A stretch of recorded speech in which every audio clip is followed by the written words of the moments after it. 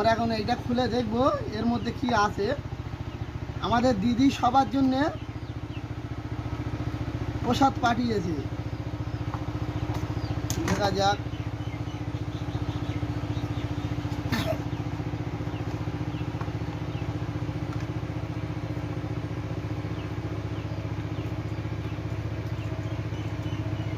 এখানে লেখা আছে না, জগন্নাথ ধাম দীঘা শুভেচ্ছা।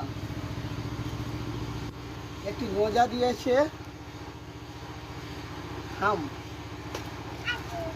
আর একটি এটা কি দিয়েছে জানি না, এটা কি, আর একটি গোঁজা। এই দেখা, ভালো করে দেখা, এবার দেখা, ব্যাস দাও।